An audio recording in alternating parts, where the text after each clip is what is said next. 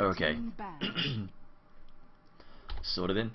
Alright, welcome back everybody. You're watching the Premier League Season 3. My name is Triumphant Man and I will be casting this best of 3 series between Pulse and Eclypsia. Now this is going to be interesting. Eclypsia, of course, they do have a lot of work ahead of them. They have a lot of work to silence the doubters that are out there. A lot of people referring to this team as Art Style +4. They have not had the best of records. I think they're sitting on something like 4 wins, 21 losses, something around about that. It has not been fantastic at all. Pulse, though, we'll talk about these bands. So Pulse have opened up with a Dirge band, followed up by a Templar Assassin, and then a Darkseer band again from Pulse. I'm disappointed to see Pulse banning out the Dirge because, of course, Wagamama, Balls of Steel, playing his Dirge like no other man will. Next band, though, from Eclypsia. What are they going to remove here? Will we see the Nagasara get knocked out, or will they allow her to pass through? Of course, we do have Rubik still in the pool there. We have plenty of strong heroes. Just wondering... I know, we sometimes see Broodmother banned every now and then in sort of the early phase, but it tends, I don't really think Eclypsia will be that worried about Broodmother because they'll be fairly active. Eclypsia art style tends to play very aggressive, so a Broodmother really wouldn't worry them all that much. They will ban the Batrider, make sure he's not available, and he can definitely be quite difficult to gank and shut down. Also, he just offers a lot of firepower during the mid-game and early game. He's very, very dangerous in the lane. The next pick from Pulse, so they have got the first pick here. What will they decide to go with? I actually like some of the aggressive lineups that Pulse has been playing, but they have knocked out a lot of the early heroes that would be aggressive early on. Of course, that Dirge, unfortunately. Really, really strong hero. We've been seeing in quite a few games now. Those zombies are absolutely ridiculous. Of course, he does tend to scale off towards the late game. He's not particularly good late game at all, but they will open up with a Jakiro pick. And now Eclypsia's turn to select their combo here, their 2 heroes. Of course, Jakiro is just a generic support hero. It's a very strong support hero, but it is mostly just a generic support hero for Pulse, so it doesn't really give away a whole lot here. Jakiro will fit into just about any lineup that you can think of. And now we've got Rubik being picked up by Eclypsia. This may be a solid mid, or this could be a spot. This could be a solid mid. Again, not giving much away just yet. And one of the benefits, of course, picking the flexible hero straight up. Now pick up the Tidehunter as well, so again, can't really tell where they're going with. But a Wisp Chaos Knight combo here, keeping it away from Art Style. Art Style, of course, loving his Chaos Knight Wisp combo during his Dara days in the International Tour. It was extremely powerful indeed, but in the end, Pulse will take it away from them. Of course, we've seen teams like Empire. They just love their Wisp to no end. I would be surprised if people don't start banning the Wisp non-stop against them. But Eclypsia now with their final pick here, they want to select something that's easily counterable. Now's the time to select it and then start banning out those counters. This is the point in time where if you want a counterable hard carry, this is where you pick him and then get ready to ban.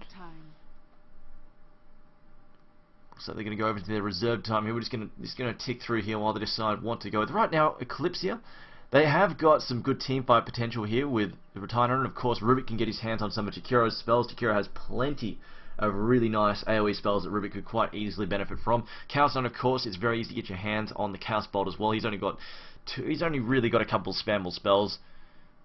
So as long as you throw it in, he tends to go Reality Red first, then Chaos Bolt. So it's pretty easy to then get the Chaos Bolt right after it. So they've got access to some decent stuns there. Eclypsia, though, with their final pick here, they've burned through a full minute of their overtime now. They are really thinking this one through, trying to figure out what to go with. We should mention that, of course, Screen there playing as a stand, Eclypsia are playing as 4 at the moment, just missing their 5th player here. Their last one was busy trying to get home from work. Did not quite manage to make it back in time for the first match, but he should be back in time for game 2. 10 seconds remaining. And have they crashed out? Bounty Hunter. Radiant team ban. Okay, we're going to remake into an AP after the picks. The last player has shown up there. Bounty Hunter being picked up as the 3rd hero there for Eclypsia. So they're going for, again, a fairly aggressive gank lineup here from Artstyle. This is not too shocking. This is something that Artstyle loves to play like. This is something he's very well known for. They tend to go, especially going back all the way back to Na'Vi days, Artstyle plays extremely aggressive, goes to those early game gank lineups, or really early pushes, and just forces lots of early battles. And of course, Bounty Hunter, ever since he had his track gold buffed up, is extremely powerful in those messy, chaotic fights. Radiant team Disruptor though, the next ban there from Pulse, followed up by a Raster ban from Eclypsia. Just trying to get rid of that. Raster, of course, he's got plenty of disables, and his teamfight potential is quite nice as well. Serpent Wards are very good at pushing, or even defending against pushes. One ban here now from Pulse, are taking their time with it.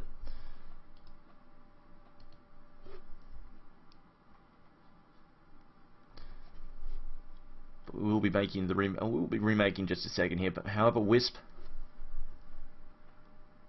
I like the Wisp Chaos Knight combo. The question is, it looks like they're just going to go for... I don't know how well Eclypsia are going to be able to do with this ganky lineup, just because they don't have the Chaos Knight Wisp combo. And what's probably going to happen here is that Chaos Knight and Wisp are going to sort of end off farming away somewhere else in the safety.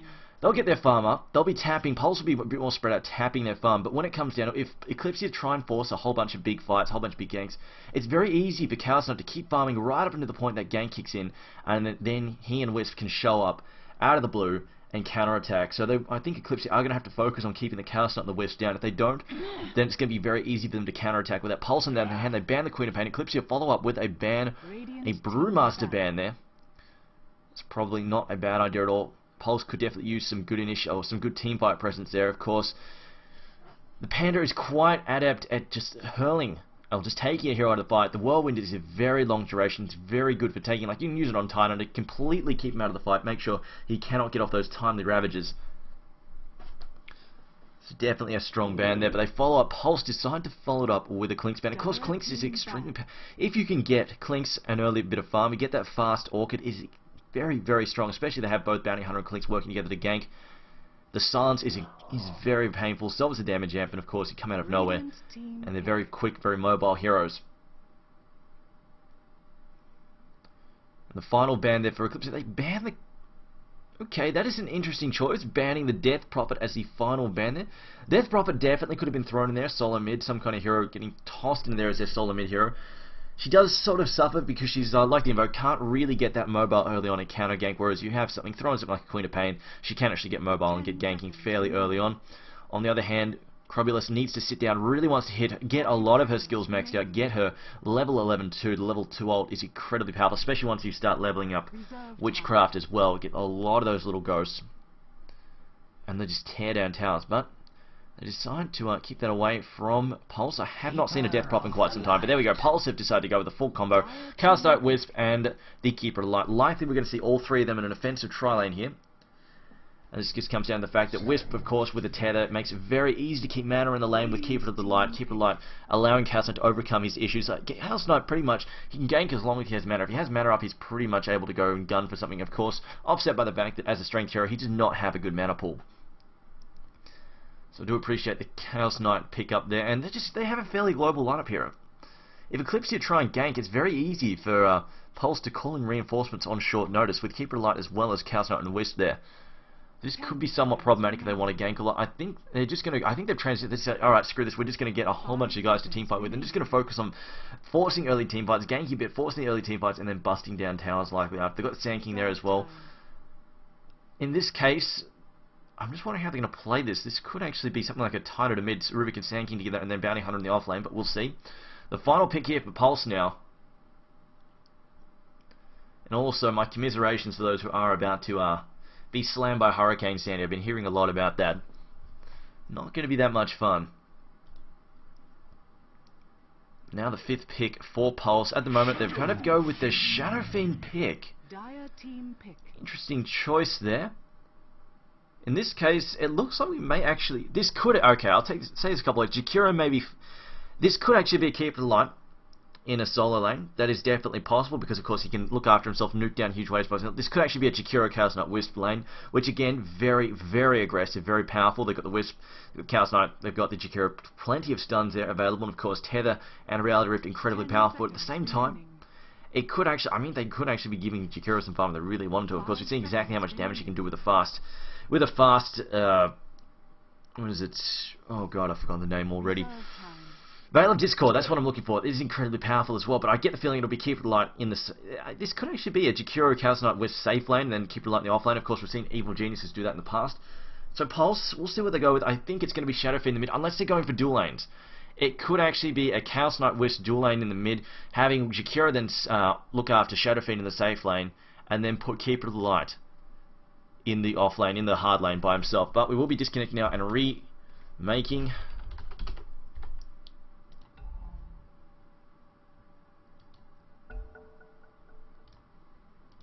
Just edit the settings.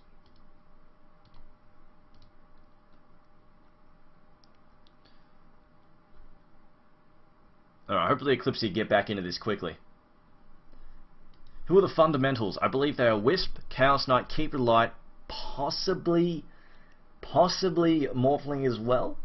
I'm not dead sure on Morphling, but I know Wisp, Chaos Knight, and Keeper of the Light definitely are fundamentals.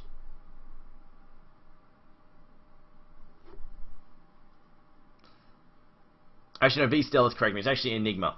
Enigma is the last one, not Morphling. Enigma is the final one. Okay, Vasuda is here.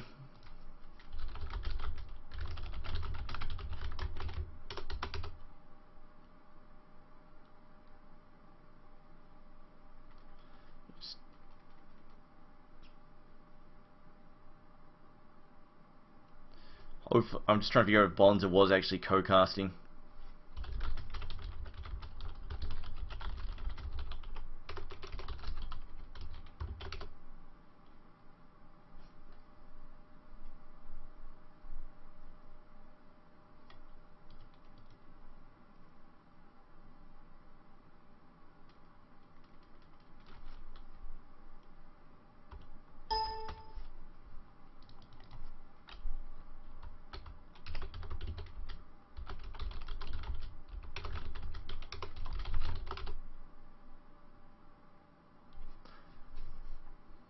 Let's try and get people to ready up there. Alright, or I could just sit here with nobody saying anything to me. I mean, that's fun too, but we'll see.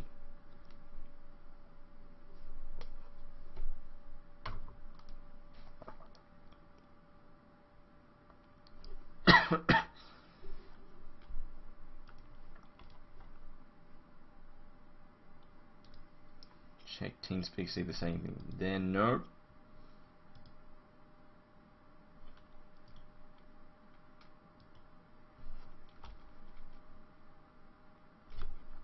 I still connected. Let me just check.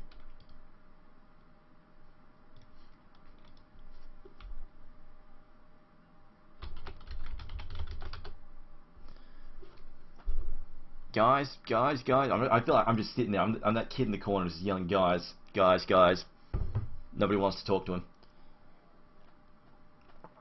Let me just feel bad about myself.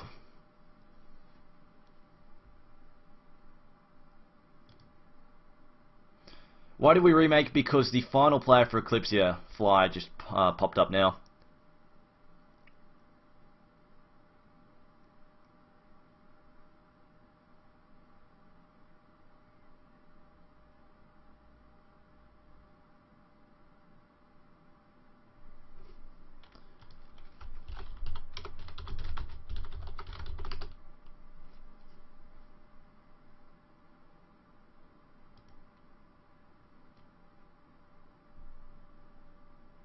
Okay, I don't know who Dolph is. Goodbye, Dolph. I don't know how you made your way in here. Alright, here we go.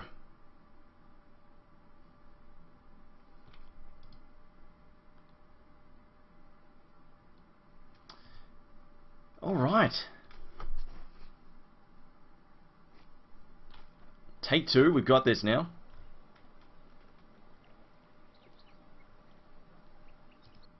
Just double check the game stuck in here. Yes. Okay, it did stick. Good. Alright, Fly should be in a second and then we'll get rolling.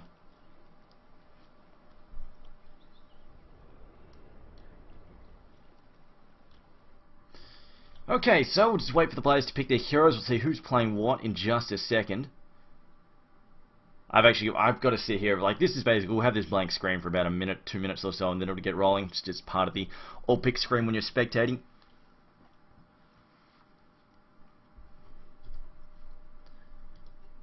But right now on lineups, I'm gonna say I like Pulse's lineup a lot better. I'm a little bit iffy about Eclypsia's lineup. They do have some really strong teamfight potential. Obviously, Ravage and Epicenter are very scary. And then you throw in Artstyle's Chen as well. Of course, Artstyle has always been a huge favourite. Has really always been a huge favourite of junglers. He loves his Chen. He loves his Enchantress. You usually see them pick that up when possible. But they definitely have a lot of teamfight presence here. And of course, they've got whatever Rubik can steal and throw into the mix as well. But at the same time, I'm kind of worried about the ganking potential of Wisp, Chaos Knight, and then of course you throw in Keep It Alive there. They're very mobile, very scary. Oh boy, I just don't know. I don't know if Eclypsia are going to be able to handle this, but we will see. So we just call out the players as that's just lagging a little bit.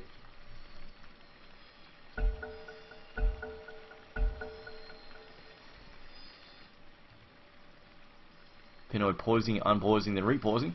Alright, so we're playing for the Radiant side. For Pulse, we have Mini on the Wisp, Wagamama playing Keep It Alive, Pinoy playing Shadow Fiend, Rishon playing Chaos Knight, and Fishbone playing Jakiro, playing on the Dire side. For Eclypsia, we have Artstyle playing Sand King, Always Wanna Fly playing Tidehunter, Dubas playing Chen, M playing Bounty Hunter, and Unstop playing the Rubik.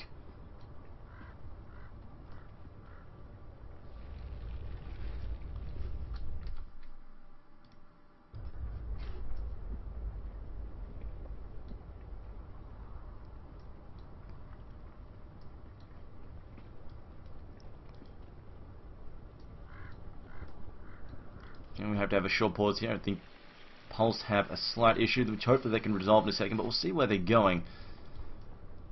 Looking at the lanes here for Eclypsia, it looks like we're going to be having, it looks like Rubik, this could actually be a Tide solo mid. Bounty Hunter likely in the safe lane. I'm going to say we're probably going to have Rubik supporting either Sand King or Tide here to try and get one of them farmed up, and then possibly the other one taking that solo mid there.